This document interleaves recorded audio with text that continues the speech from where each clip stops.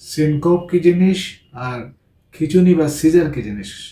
Syncope মানে অজ্ঞান হয়ে যাওয়া হঠাৎ করে। সাধারণত একটা মানুষ অনেকক্ষণ দাঁড়িয়ে আছে, অথবা একটা সিভিয়ার ব্যথা হয়েছে, কোথাও তীব্র ব্যথা হয়েছে, অথবা একটুখানি শরীর খারাপ, ডায়রিয়া কিংবা আদার ইলনেস, এবং পজিশনাল, অনেকক্ষণ ধরে দীর্ঘক্ষণ ধরে দাঁড়িয়ে আছে, তাহলে ব্রেইনে একটু রক্ত চলাচল কমে গেল।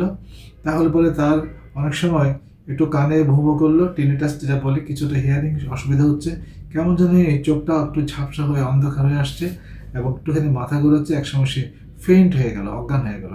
এটা বেশিক্ষণ থাকে না, ওই সময়টুকুতে তার কনসাসনেস, সে আশেপাশে মানুষজনকে চিনে, জ্ঞান পুরোটা হারায় না, একটুখানি পেল হয়ে যায়, একটু সাদা ফ্যাকাশে হয়ে যায়, কিছুটা সোয়েটিং হতে পারে।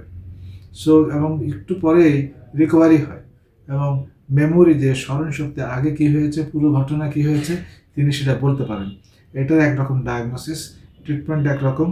আর যেটা আপনি খিঁচুনি বলছেন, সিজার বা কনভালশন, এটা সাধারণত ফোকাল কনভালশন দিয়ে শুরু হয়, ultimately generalised convulsion, tonic, clonic phase, followed by the phase of recovery, তিনটা ফেজ আছে।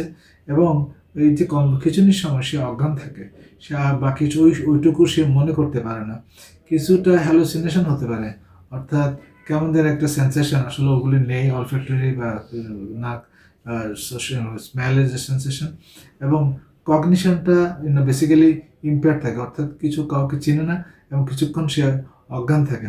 তেমন পেইল হয় না, অনেক সময় শ্বাস বন্ধ হয়ে নীল হয়ে থাকে, সাইনোসিস হয়, ডিসনিয়া হয়, শ্বাসকষ্টের মতো মনে হয়, এবং টাং বাইটিং হয়, অনেক সময় পিঠ পড়ে গেলে জিহ্বাটা দাঁতের মধ্যে কখনই লেগে কেটেও যেতে পারে, এবং ultimately good amount of time recovery হয়, ফলোড বাই দি পোস্টটিকটাল অ্যামনেশিয়া, অর্থাৎ খিঁচুনির পরে কিছুটা ফরগেটফুলনেস হয়, অনেক সময় মনে রাখতে পারে না। এইটা কিন্তু একটুখানি সমস্যা। অনেক সময় নদীর পানিতে কিংবা একটা মেশিনের অথবা রাস্তায় গাড়ির নিচে এরকম গাছে উঠলে এই জিনিসগুলি হলে কিন্তু অ্যাক্সিডেন্ট হতে পারে।